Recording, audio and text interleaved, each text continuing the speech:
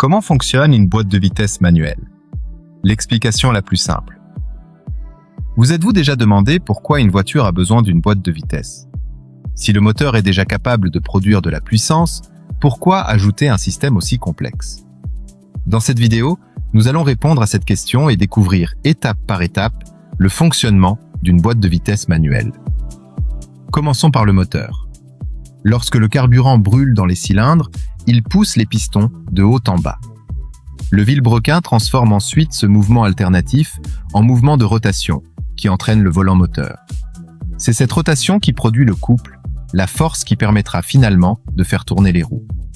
Mais le moteur possède une limite importante. Il ne fournit pas le même couple à tous les régimes. À très basse vitesse, il manque de force pour mettre une voiture en mouvement, tandis que dans certaines situations, comme un démarrage en côte ou une forte accélération, le couple disponible n'est pas suffisant. C'est précisément pour résoudre ce problème que les ingénieurs ont inventé la boîte de vitesse. Son rôle est de modifier le rapport entre la vitesse de rotation et le couple afin que le moteur reste toujours dans sa plage de fonctionnement idéale.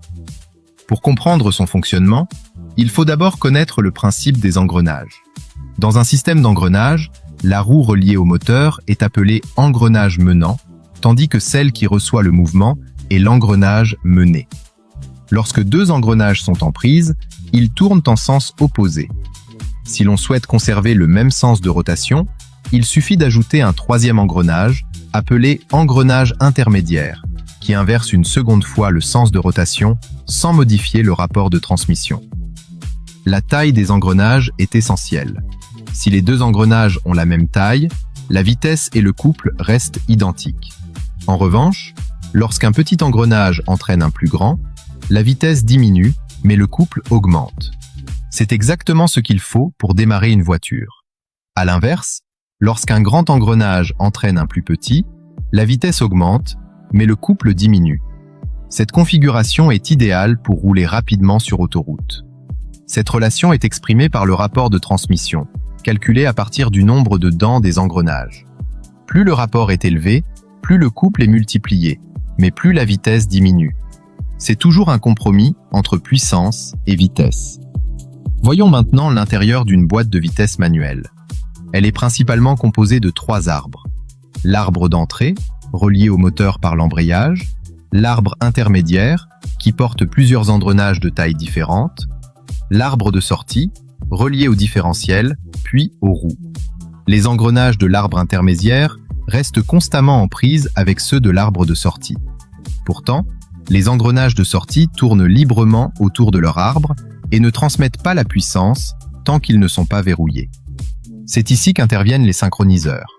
Lorsque le conducteur déplace le levier de vitesse, un manchon coulissant se déplace jusqu'à verrouiller l'engrenage choisi sur l'arbre de sortie.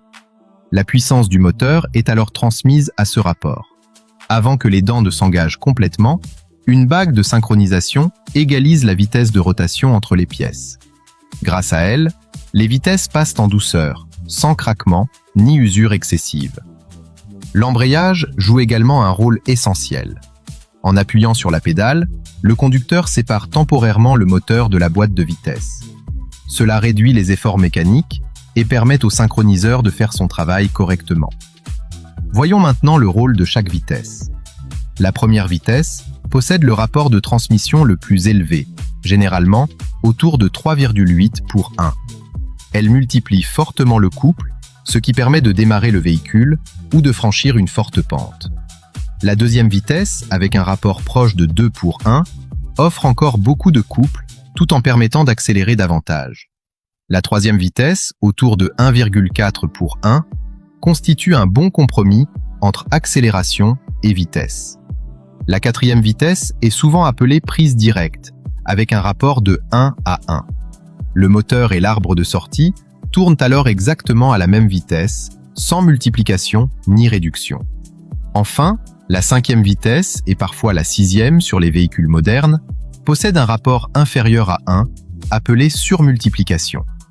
Le moteur tourne alors moins vite que les roues, ce qui réduit la consommation de carburant, le bruit et l'usure lors des longs trajets sur autoroute. La marche arrière fonctionne différemment. Un engrenage intermédiaire supplémentaire est inséré entre les arbres afin d'inverser le sens de rotation de l'arbre de sortie. Les roues tournent alors dans le sens inverse, permettant au véhicule de reculer. Comme cette vitesse ne doit être engagée qu'à l'arrêt, elle ne possède généralement pas de synchroniseur. En résumé, la boîte de vitesse manuelle n'est pas seulement un ensemble d'engrenages.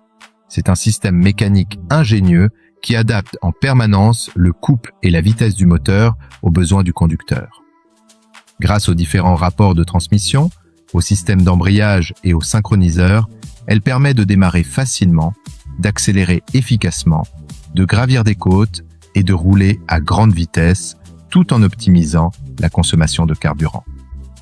Si cette vidéo vous a permis de mieux comprendre le fonctionnement d'une boîte de vitesse manuelle, n'oubliez pas de laisser un like, de vous abonner à la chaîne et d'activer la cloche de notification pour découvrir d'autres explications simples et détaillées sur le fonctionnement des automobiles. Merci de votre fidélité et à très bientôt pour une nouvelle vidéo.